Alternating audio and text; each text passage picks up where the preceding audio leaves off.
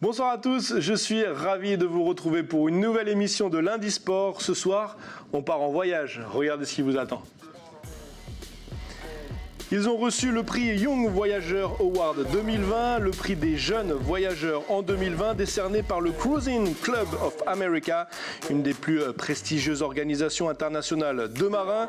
Calypso et Adrien sont avec nous par visio depuis l'Europe, partie de Nouvelle-Calédonie. Ces deux amoureux de la voile vont tout nous dire de leur aventure en mer. Et comme chaque semaine, nous prendrons des nouvelles de nos cagous d'ailleurs. On verra s'ils ont performé ce week-end dans leurs sports respectifs. Stéphanie viendra nous en parler. On parlera forcément de football avec cette belle victoire du Cougnier Antoine Comboiré sur son ancien club, le Paris Saint-Germain. Et on parlera également de la grosse prestation de Romain Taofi-Fénois lors du crunch avec les Bleus en rugby. Ce sera en milieu d'émission. Et Stéphanie reviendra en fin d'émission, cette fois-ci, pour mettre nos invités au défi. Bonsoir à tous les deux. Bonsoir. Bonsoir. Alors j'ai dit que vous étiez en Europe, c'est bien ça, hein? Vous êtes où? Ouais, on se trouve aux Canaries en ce moment. Oui, ouais. On est au fin fond de l'Europe, les îles les plus sud. Qu'est-ce que vous y faites? Donc on a acheté un bateau en France l'année dernière et donc on est de nouveau en train de faire route vers le sud, vers la Patagonie et l'Antarctique. Alors retour au début de votre périple, moi j'ai envie de savoir comment deux Calédoniens se retrouvent aux Canaries. Ouais, avec Adrien on s'est rencontrés il y a 8 ans maintenant en Nouvelle-Calédonie et on est partis ensemble en bateau de là-bas et depuis on est en route. Et qu'est-ce que vous avez fait depuis 8 ans du coup? Alors on est parti de Nouvelle-Calédonie, donc sur un voilier. On est remonté les Vanuatu, les Salomon. On a été en Indonésie, Thaïlande, Sri Lanka. On a traversé l'océan Indien jusqu'en Afrique du Sud. Traversé l'océan Indien. On a eu quelques difficultés sur cette traversée. On a dématé avec le voilier. Donc il a fallu réparer. On n'avait pas beaucoup de sous. Alors on s'est arrêté à La Réunion, à Mayotte pour travailler. Et on a pu remater le voilier, passer l'Afrique du Sud. Puis après, on s'est arrêté un peu travailler en Guyane. Et puis après, on est revenu en France. Et là, on a décidé d'aller naviguer un peu sous les hautes latitudes, aller voir un peu là où il y avait... sortir des tropiques, voilà, aller vers le sud. Ouais. Aller voir des endroits intéressants avec un peu on va dire, plus... De challenge météo et climatique aussi. Ouais, et puis des endroits plus reculés. C'est un rêve un peu d'aller en Patagonie. Est-ce qu'on va pouvoir y arriver et tout ça? Et puis ça s'est super bien passé. On est tombé complètement amoureux de tout cet endroit magique. Et depuis la Patagonie, on a eu la chance d'embarquer sur des voiliers qui partaient en Antarctique.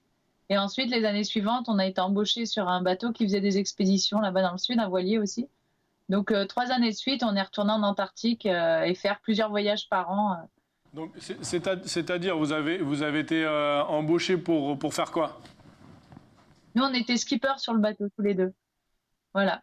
On faisait l'équipage. On était 2 membres d'équipage. On était capitaine et second. Et on emmenait des gens en expédition dans le sud, sur la péninsule antarctique. Voilà. On a fait ça pendant 3 ans. Et donc, nous, on est tombés fans de l'endroit. Et c'est complètement dingue, quoi, on visite des bases scientifiques, donc ça nous intéressait vachement. C'était vraiment. Il y a des animaux à foison qui sont pas du tout intimidés par l'homme, les paysages spectaculaires. Et donc, on a voulu avoir un bateau approprié pour y naviguer dans ces régions-là et y aller par nous-mêmes. Donc, on a décidé de vendre le bateau précédent qu'on avait en Polynésie française. On a été jusqu'en Polynésie avec. Et on est allé en France chercher un nouveau bateau, donc plus grand et en aluminium qui soit plus adapté à la navigation dans les glaces. Et voilà, donc l'année dernière, on a trouvé le bateau sur lequel on est en ce moment, qui est à Nouy. C'est un bateau de 15 mètres en aluminium, voilà. Donc on a fait pas mal de travaux hein, Ouais, pour pouvoir le mettre au niveau. au standing pour aller dans le sud, voilà. Et là, bon, il y a toujours des trucs à faire, hein, c'est un voilier, mais on est pas mal. Et on est en voie vers le sud, mais le Covid. Le Covid nous a un peu bloqué sur Voilà, notre élan. dans notre élan, ouais. Mais bon, on perd pas espoir et puis on continue de préparer le bateau Ouais. et on est prêt. Parce que pour le moment, toute l'Amérique du Sud est fermée, donc Voilà, ça va être compliqué d'aller naviguer dans les parages sans escale. Donc on va voir comment ça évolue et on envisage de se rapprocher de la Nouvelle-Calédonie par l'est ou par l'ouest, on va voir, soit par l'Afrique du Sud, soit par l'Amérique du Sud. Ouais. On va voir comment ça se passe et comment ça évolue la pandémie, bien sûr. Ouais, voilà. Vous avez le choix, soit par la droite, soit par la gauche. Voilà, c'est ça. Et du coup, qu'est-ce qui vous a amené à la voile tous les deux? Alors moi, j'y suis venu assez tard. À l'âge de 20 ans, j'étais jamais monté pratiquement sur un voilier à part avoir tiré des bords sur un petit Toby 4. Et mon père est tombé un petit peu malade et son rêve, lui, c'était de faire un beau voyage en voilier. On avait un peu de sous chacun, du coup, on a acheté un voilier à deux et on est parti. On a navigué pendant 6 ans ensemble jusqu'en Nouvelle-Calédonie, père et fils. En bossant un peu sur le chemin, tout ça, en voyageant, on s'est bien éclaté. Voilà, c'est comme ça que j'ai commencé à naviguer. C'est mon père qui m'a appris. Okay. Et toi, Calypso? Et moi, je suis tombée dedans. Ouais. Mes parents, ils naviguaient déjà. Ils sont partis en 80 de France et moi, je suis née en cours de route, quoi, sur leur voyage et j'ai toujours vécu en bateau, grandi en bateau. Okay. Voilà. Donc c'était un peu une évidence pour moi et à l'adolescence je suis arrivée en Nouvelle-Calédonie et voilà, j'ai été au collège, au lycée là-bas et j'ai continué de naviguer là-bas sur place et voilà, j'ai continué. Okay. Vous êtes parti d'accord, vous êtes parti en voyage faire le tour du monde et au final vous en avez fait votre métier. On a aussi du coup des formations dans le domaine, donc on vit sur un voilier, mais on travaille aussi là-dedans. On a nos diplômes de brevet de capitaine de sang et l'équivalent anglais aussi, donc le Yacht Master Offshore, pour pouvoir travailler sur les voiliers, mettre nos compétences à disposition pour travailler, voilà, c'est ça. Ouais. Et comme ça, on fait de notre passion un métier, quoi. Voilà. Donc c'est super, ouais. On sait aussi travailler dans le technique, voilà, la mécanique, ouais. La voilerie. Calypso, on a la grosse machine à coudre à bord. On peut réparer les voiles des autres voiliers. On fait beaucoup de technique sur les bateaux aussi, ouais, voilà. Ça complète. Et puis on est quand même chanceux d'avoir ce passeport français, avoir des dom-toms partout et pouvoir naviguer, s'arrêter et avoir une paye décente et travailler légalement, continuer à voyager. C'est quand même génial, ça nous a beaucoup aidé, on va dire. Okay. On va parler de votre bateau maintenant, le Keanui. Est-ce que ça a une signification, ce nom? Qu'est-ce que ça veut dire? Donc c'est en polynésien, c'est le grand homme et donc c'est un bateau en aluminium de 15 mètres. Et donc on l'a préparé pour faire des expéditions, donc on a des gros réservoirs de gasoil, des gros réservoirs d'eau, on a plein de stockage, on a tout à l'avant, on a un crash box au cas où on touche quelque chose, qu'on ne soit pas envahi par l'eau partout dans le bateau, on a des cloisons étanches et on a plein de lits pour accueillir plein de monde et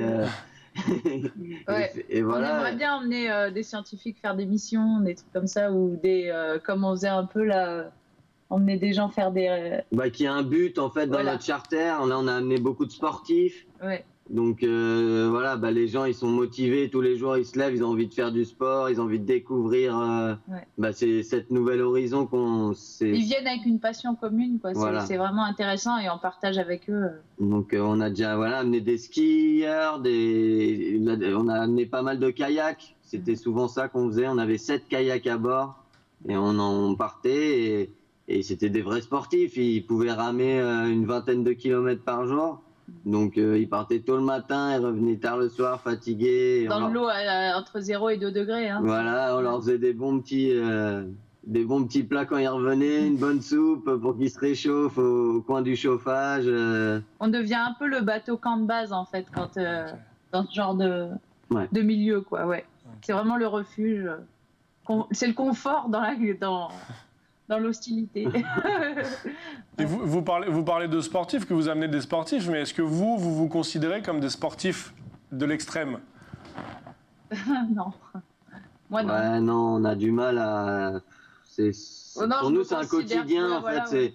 Nous, on a réussi à aller jusque-là, mais sans vraiment y travailler physiquement, avoir un entraînement tous les jours, même si on travaille sur le bateau tous les jours et qu'on navigue tous les jours. Mais voilà, on n'a pas l'impression d'être des sportifs de l'extrême, de haut niveau, comme quelqu'un qui pourrait s'entraîner à faire de l'apnée ou faire des autres sports.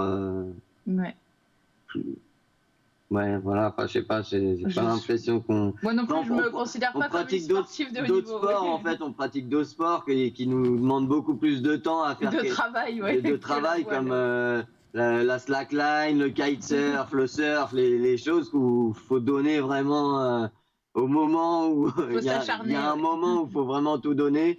Là, c'est tellement petit à petit... Et puis c'est notre vie qui se déroule en fait, on n'a pas l'impression... on soigne surtout notre bateau, qu'il soit vraiment au top et qu'on n'ait pas de mauvaises surprises. Ça, c'est vraiment... nous aussi, c'est gérer la fatigue surtout, quand on navigue dans le froid. Là, ouais, gérer la fatigue. C'est sûr que c'est pas comme naviguer sous les tropiques, quoi. 2 heures dehors, déjà, t'es bien rincé. Ouais, faut pas prendre une vague, les vagues à 2 degrés. Voilà, c'est pas pareil du tout. C'est ça. Merci à tous les deux, vous restez avec nous. On parle juste après les cagous d'ailleurs, du prix que vous avez reçu récemment. C'est juste après jingle.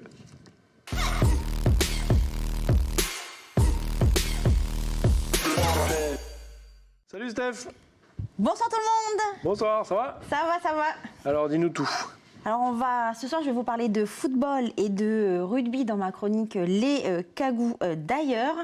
Donc l'information du jour dans notre rubrique Cagous d'ailleurs, donc c'est la victoire du FC Nantes en fait contre le PSG, l'équipe entraînée par Antoine Comboré que nous avons reçu la semaine dernière d'ailleurs. Exactement. C'est imposé donc. Vous nous avez prédit une victoire. Hein. C'est vrai. Vous avez dit 1-0. 1-0. Bon là c'est 2-1. 2 buts à 1. 2 buts à 1. Contre... Sur la pelouse du Paris Saint-Germain. C'est ça, donc Paris Saint-Germain, c'est une sacrée équipe quand même. Ça, c'est sûr. Donc du coup, c'est une belle performance qui permet aux Canaries de monter au classement et de se hisser à la 18e place. Donc le technicien Cougnier savoure en fait, mais reste quand même lucide sur le travail qui lui reste à faire pour ces 3 points pris certes, mais ils doivent encore aller chercher une vingtaine pour rester en Ligue 1. C'est sûr. Donc on l'écoute. Donc c'est parti. Oh. Mais moi, les réponses, je vais les avoir donc le week-end prochain. Alors ce sont 3 points qui sont donc très importants, qui vont nous faire de bien parce que voilà, apparemment on a gagné une place. Mais il reste 27 points en jeu. Et ce sont 3 points qu'on n'espérait pas, on s'y attendait pas, ben, c'est arrivé grâce à notre performance, mais ça demande confirmation toujours. Hein. De toute façon, j'ai prévenu les joueurs, ça peut se jouer donc sur la dernière journée, à la dernière minute s'il faut. Et puis si ça doit passer par les barrages, oui, on se prépare à ça. Donc on est heureux ce soir, mais le boulot continue. On ne se relâche pas. Et il a raison. Tout à fait. Donc vous venez de l'entendre, hein, les Canaries doivent encore en fait confirmer cette victoire. Tac. Ça sera dimanche prochain contre Lorient, un concurrent direct dans la course au maintien. Donc c'est une rencontre qui s'annonce chaud bouillante. Ok, bon, on suivra ça en tout cas, on suit des nouvelles d'Antoine Comboiré, qui comme tu le disais était notre invité la semaine dernière. Merci Steph. Alors on poursuit, donc la semaine dernière, donc je vous parlais bien sûr de rugby avec la composition du 15 de France. Tu passes du ballon rond au ballon ovale. C'est ça. Ah là là, génial.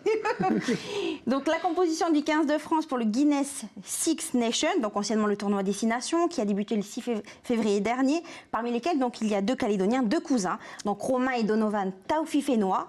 Donc samedi dernier, le 15 de France, donc il s'est imposé, enfin le 15 de France s'est incliné contre l'Angleterre, 20-23. Dans les dernières secondes. Ouais. Voilà, mais même si cette équipe, même si l'équipe des 2 Cagous perd ses chances du Grand Chelem, puisqu'elle a perdu quand même le match contre l'Angleterre, elle peut toujours remporter ce tournoi. Donc Romain, par contre, il a été impressionnant. Donc d'ailleurs, la presse nationale n'arrête pas de tarir d'éloges, je dirais, sur sa prestation. Hein. Donc voilà, excellent contre l'Angleterre. Romain Taofifénois évolue à son meilleur niveau. Donc là, c'est de l'équipe. Remplaçant le roux, Romain Taofifénois a été énorme face à l'Angleterre. Ou encore un homme dans le match, Grand Tao, a été immense. Rugby Rama. Voilà, donc il a vraiment fait une grande prestation. Donc on le sait en fait, hein, le Toulonnais qui est titulaire donc de 6 reprises, à seulement 6 reprises, seulement à 22 sélections, c'est vraiment illustré donc lors de ce match. Donc grâce à ses 17 plaquages, ou encore donc des grattages donc décisifs. Alors moi le grattage j'ai essayé de chercher parce que en fait franchement le jargon de rugby du sport en général, je connais pas trop, hein, mais toi tu m'aides beaucoup. Tu t'y intéresses. Donc voilà, c'est quand même intéressant. Donc on peut dire, si j'ai bien compris, donc en fait il faut chipper le ballon à son adversaire, mais par contre il faut être positionné d'une certaine manière. Il faut être dans son camp surtout. Voilà. Il faut pas, autrement on est hors jeu et puis il faut rester sur ses appuis, rester sur ses pieds.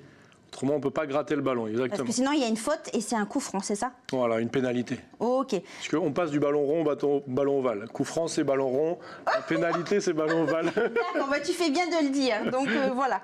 Donc prochain match, en tout cas, pour le 15 de France, c'est contre justement le Pays de Galles, qui est d'ailleurs à la tête de ce tournoi.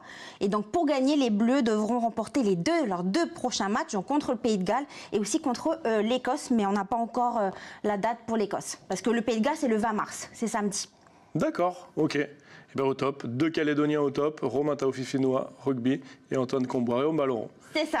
Merci beaucoup, Steph. Retour avec nos navigateurs. Vous avez été élus les Young Voyageurs de l'année 2020. Alors, comment ça s'est passé? D'où ça vient? Racontez-moi tout.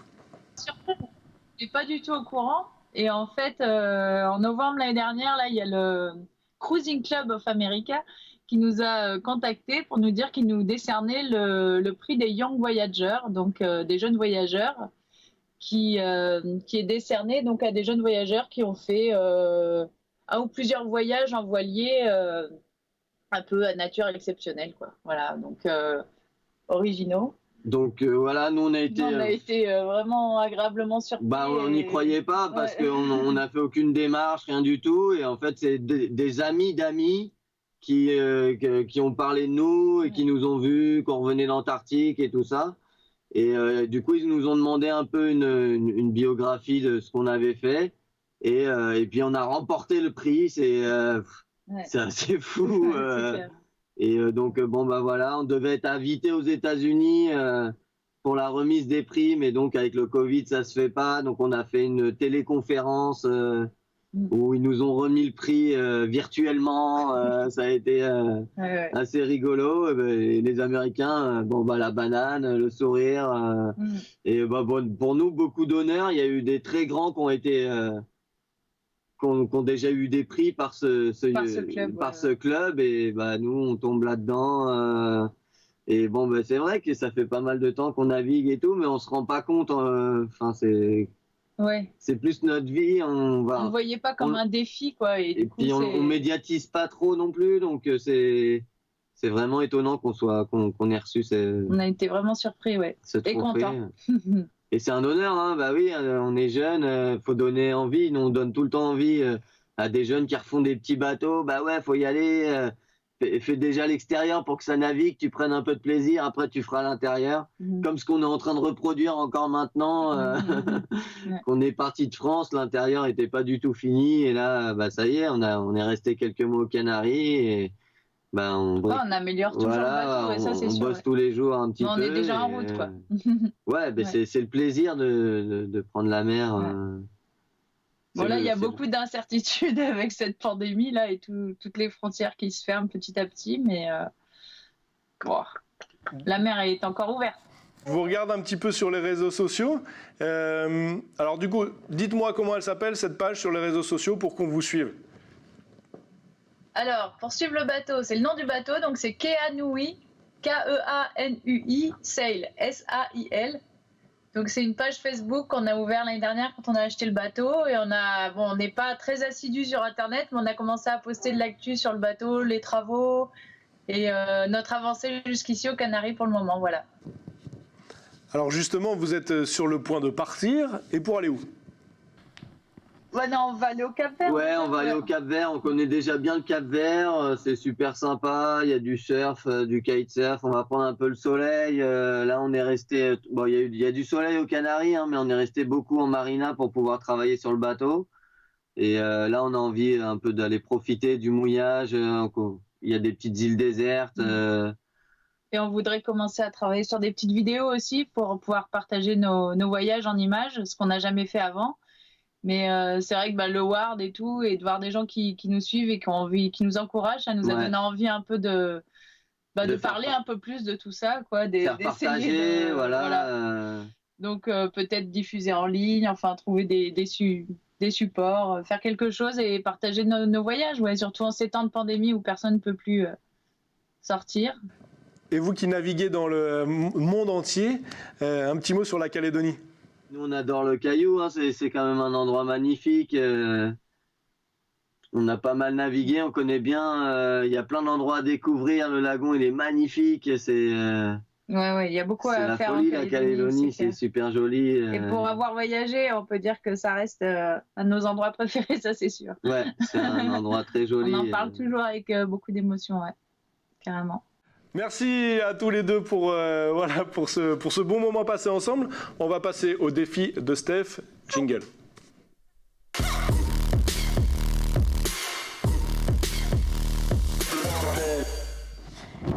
Re-salut Steph. Re-salut. Qu'est-ce que tu nous as préparé?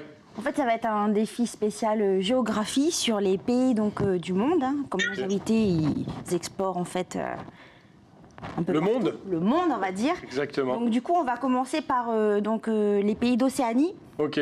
Donc c'est parti. Vous voyez bien? Est-ce que vous voyez bien? Ouais, ça va. Ok, super. Bon, c'est parti. Allez, première question. Alors là, c'est une question, c'est pas sur une carte. Donc c'est Capitale de la Nouvelle-Zélande? Oui. Allez, je vous laisse. Bonne réponse. Oula, pourquoi c'est les capitales là? Capitale du Vanuatu. Ah bon. Allez, Ah, voilà la carte. alors là, Donc il faut situer. Alors vous avez Chypre, Tonga, Nouvelle-Aquitaine ou Australie? c'est pas l'Australie, c'est pas Chypre. Tonga? Bonne réponse. D'accord, Bon, ok. on continue, on va passer à un autre pays, hein. Enfin un autre continent. Allez, un autre continent. Vous voulez quoi? Amérique, Afrique, Europe ou Asie? Ah Amérique, non? N'importe. Ouais. Amérique. C'est parti. Allons-y. Bon, j'espère qu'ils vont mettre les petites cartes. Ah, Ah. Alors là, on est où là? Waouh. Là, on est en République dominicaine. Non, Haïti, pardon. Haïti. parce qu'on alterne entre une carte et puis il y a aussi les capitales. Hein. Ah, d'accord. Capitale de la Dominique. Ouais. Roseau. Roseau. Mais Calypso, t'es trop forte. Adrien, par contre. Mais si, il connaît autant. Les Adriens, ils sont à peu près égales. Hein. Uruguay. J'ai pas le temps de répondre, quoi. Montez vidéo, moi, je dirais. J'ai pas le temps de dire. Montez vidéo. Putain, j'en ai trouvé une, toi aussi. Ouais, on la connaissait, celle-ci. Santiago. Santiago. Ah, c'est bon, Adrien, il se rattrape, là, sur l'Amérique. Oula, on est où, là? Canada. Canada. En fait, vu qu'on est en décalage... Alors là, par contre, Cuba.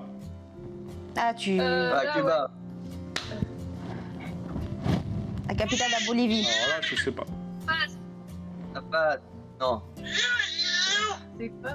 La capitale? De la Bolivie. Ah non. Non, c'est pas sucré, ça. Hein. Ouais, c'est plus sucré. Hein. Si, bon, c'est peut-être administratif. Sucré. Bonne réponse. Sucré. Du Costa Rica? San José. San José. Ah, San José. c'est le Suriname. Là, c'est Bien, et, franchement, on est trop fort. Ton jeu, alors là, je sais pas du tout, moi. Alors là, ça, en tout cas, Dominique. oui. Bien joué. Bonne réponse. Bon, allez, c'est terminé. Bravo. Cool, c'était sympa ça. C'est quoi cette petite application que tu nous as dénichée là? Ça s'appelle juste Monde Géographie. Monde géographique, ça marche. Bah, si vous voulez vous entraîner, enfin, Il y a les capitales, il y a les cartes aussi. Enfin, j'allais dire si vous voulez vous entraîner, mais vu que vous savez tout par cœur, c'est parfait. c'est vrai que nos invités, ils étaient très bons. Hein. Ça c'est sûr, meilleur que moi. Eh Merci oui. Steph. Merci à vous.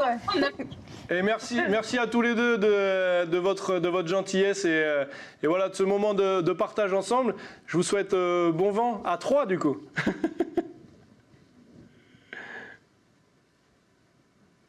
Et oui, Voilà, merci. beaucoup. Allez. Nana, bisous. Bisous Tata.